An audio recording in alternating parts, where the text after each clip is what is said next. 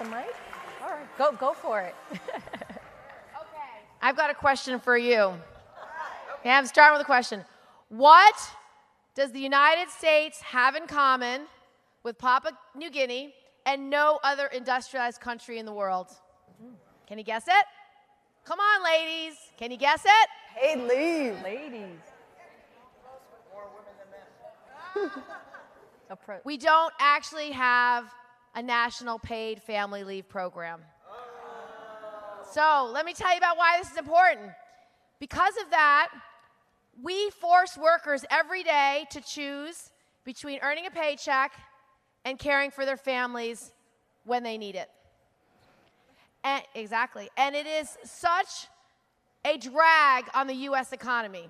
It's something that actually harms us, our economy, and our families. So let me tell you the problem. Every worker in America, every single one, is going to have a moment in life where they have a crippling decision to make.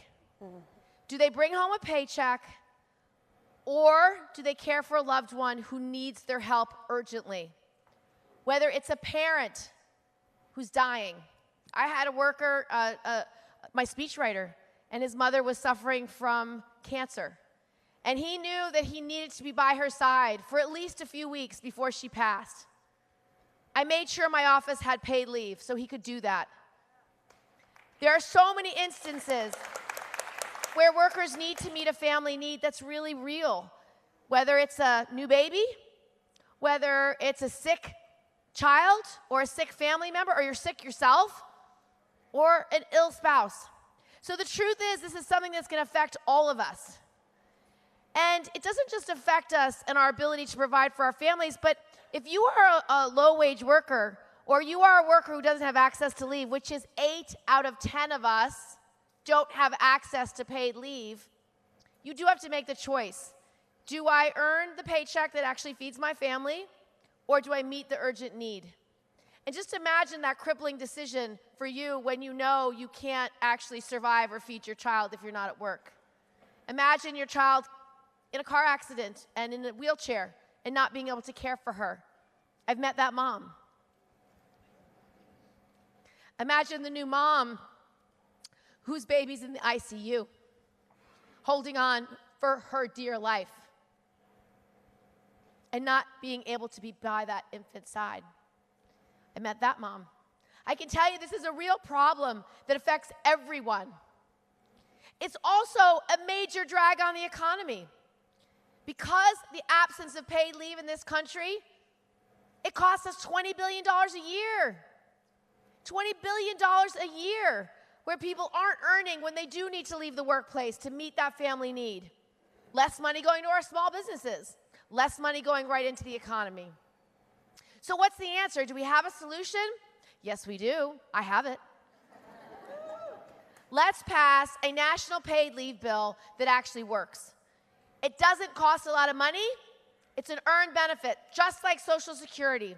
It costs about $2 a week for the average worker. That's the cost of a cup of coffee a week, and your employer matches it. Seems like it's pretty reasonable, right? And what does it give you? It gives you the ability to take up to 3 months off when you need it. It gives you the ability to earn an income, up to 66% of your income, when you need it. It means you're going to make your mortgage payment, or your rent payment, or your car payment. It means you're going to be by your dying parent's side. It means you're going to be with your loved one when they need you. It makes so much sense. So what's standing in the way? What do you think? What do you think? Yeah, money? Yeah. No, I don't think that's it. It's that our legislatures do not represent us well. They look at this issue and they say, oh, it's just a women's issue. Well, you know what? We are 52% of the U.S. population. Pretty important. And it is a women's issue, but it's also an economic issue. It's an issue that affects our small businesses. It's an issue that creates economic justice. It's an issue that affects our lowest income workers. It's an issue that affects all of us. It is a global issue. And so we need to ask more of our legislatures around this country. We need to lift up the voices of the people who feel left behind, and we need to pass the bill. The good news is we're far closer than we ever were before. I've been working on this since 2013. When I started working on national paid leave, I only had a handful of Democrats who even supported it. Today, most Democrats do support it. Even Republicans support it. Even President Trump sticks in his State of the Union. His ideas about how to get there are not very good. But at least he thinks that we need national paid leave. So this is a time, this is a moment, this is an idea whose time has come. And I believe that if we work hard, we can get it done. And we shouldn't stop there. We should also pass my entire platform of ideas called the Family Bill of Rights, which is a fundamental piece of ideas and legislation that helps all parents be able to provide for their kids. It first ensures a safe pregnancy. It ensures that everyone can have access to being a parent, our LGBTQ couples, so they can adopt. Making sure people who need access to fertility treatments can get it and have it be covered by insurers and low-income people. Make sure that first month of life, that child survives.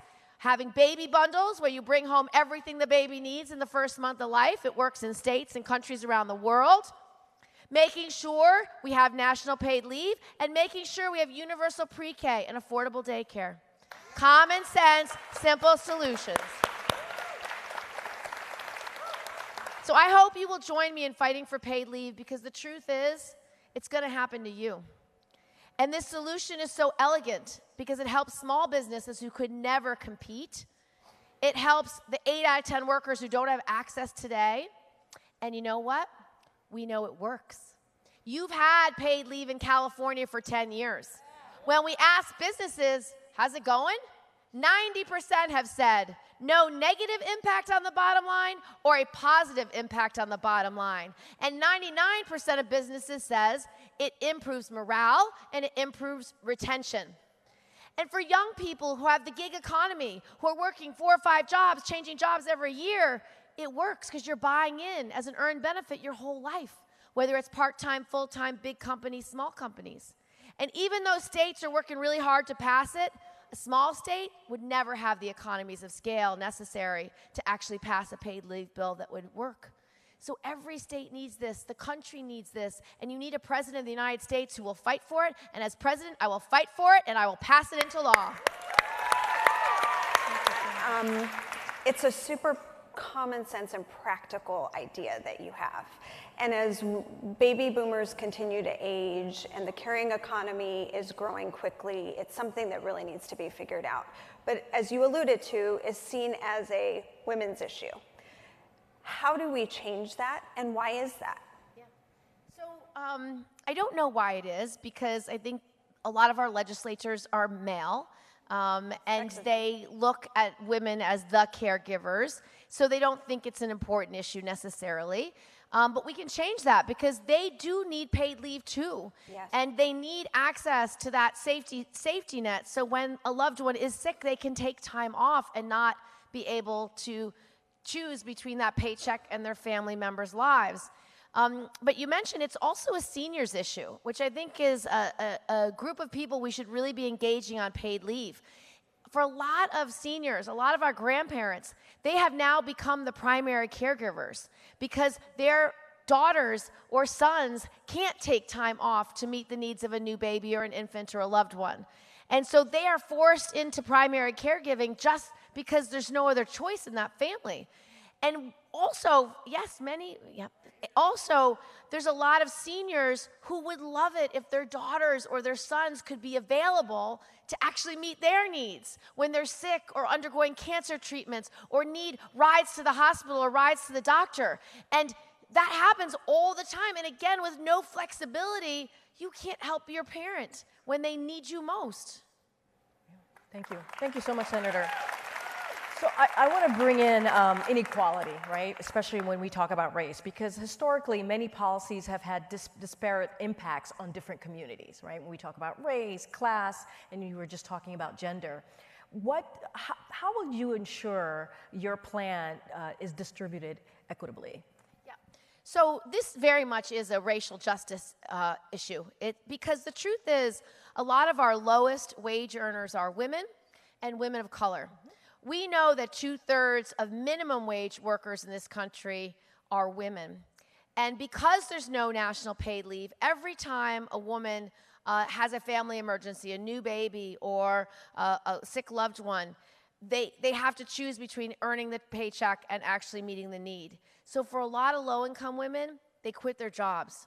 When you quit your job, you rarely ramp back on into your industry at the same pay or the same seniority. And so as a consequence, lower wage workers, they never get off the floor. We call it the sticky floor. It just keeps pulling you down and pulling you down because you never can get out of a minimum wage job. So for black women, for women of color, low-wage women, national paid leave will allow them to earn at their fullest economic potential more than anything else, because literally every emergency, every new child, every family emergency, they're the ones who have to start over at the bottom rung. The sticky floor holds them down, and they never get off it. They never are able to earn a real living wage to provide for their families.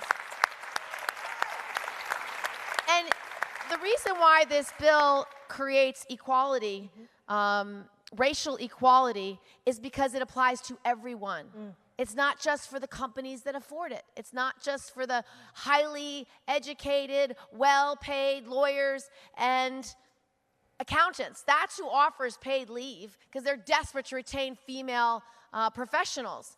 This has to be available to all workers, all industries, no matter what. That's why it needs to be federal and it needs to be a national priority. Thank you, Senator. We are now going to shift to a question from a MoveOn member, which we've solicited from MoveOn members across the country and can be on any topic. So we are shifting gears here with a question from Juanita, a MoveOn member in Arizona, who asks, what questions or what actions would you propose to improve the lives of people living in Central American countries where poverty and violence are high? So one of the worst things President Trump has done is he's left the world stage. You know, America used to be the beacon of light and hope.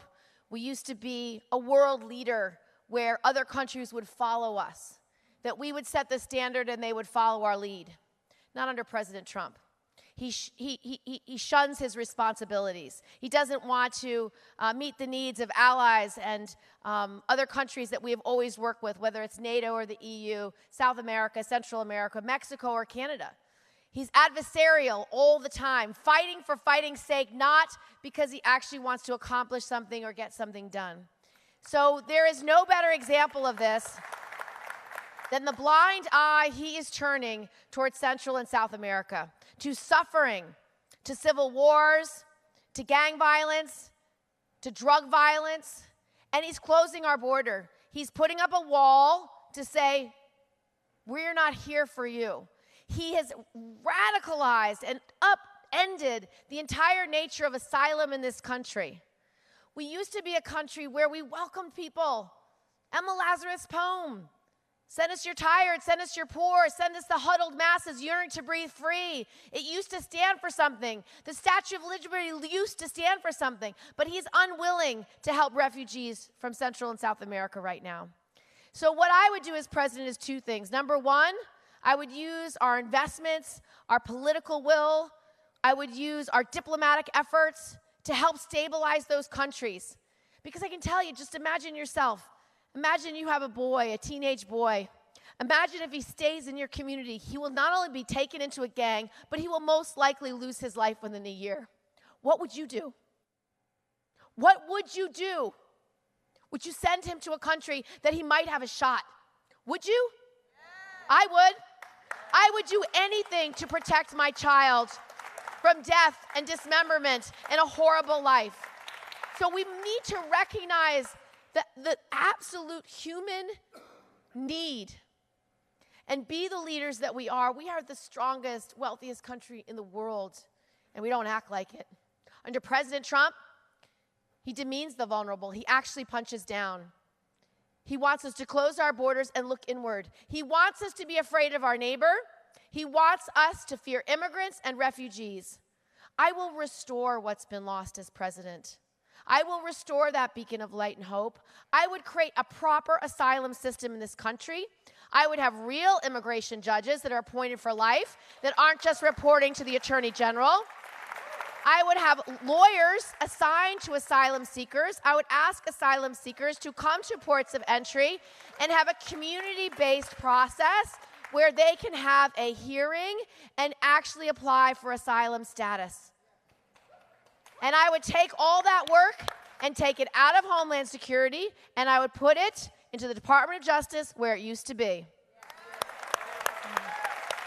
Thank you, Senator. We have a couple minutes left. I'm going to ask you this last question here. So a critical, important report came out this week. It was called the Black Census Report. And it's pretty much one of its kind. It was conducted by the Black Futures Lab. And in the report, the respondents said that politicians do not care about Black people. And so the question to you is, how are you working to ensure that Black people feel that they're included in your campaign and your vision for the country, understanding that the Black African Americans is a crucial part of the Democratic base? So I believe in equality in this country. I believe it's a strength. But we have the issue of institutional racism and systemic racism. We have the issue of income inequality, and we have an issue of the wealth gap between Black America and white America.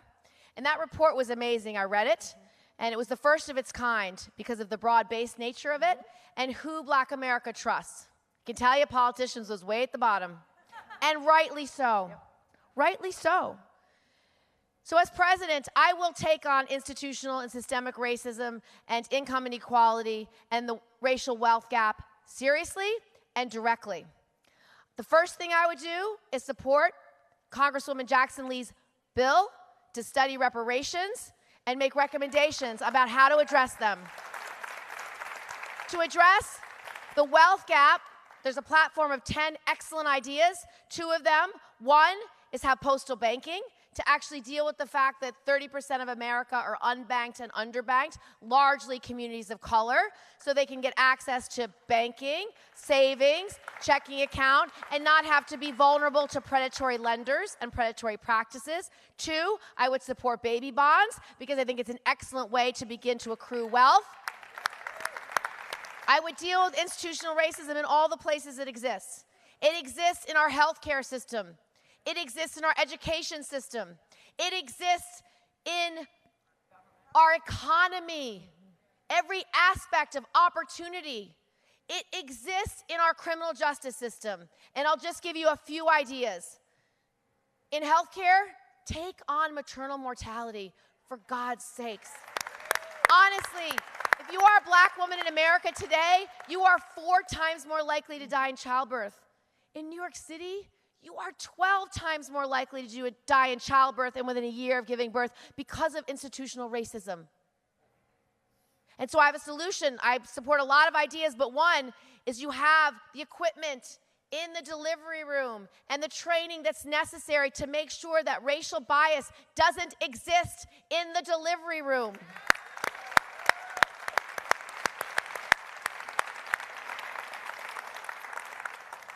On criminal justice, 2 ideas.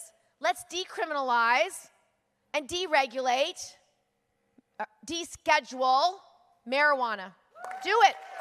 Because the racial issues in how enforcement is made. If you are a white young man in America, you are treated very differently than if you are a Black young man or a brown young man. In fact, if you're Black or brown, you are 4 times more likely to be arrested for possession of marijuana despite the same usage.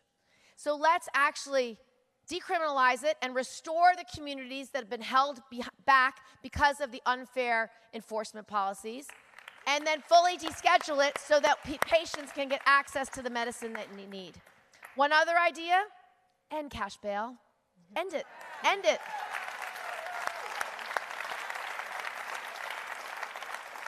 End for-profit prisons. Stop the industry that locks up Black men and Black boys as a business model. End it. All right. Thank you right, so much, Senator. All right. Give it up for Senator Gillibrand. Thank you. Kirsten Gillibrand, Very thank you so wonderful. much. Thank you. That was good. fantastic. Very, very good. Very much. Don't forget your jacket. All right, thank you so much. All right.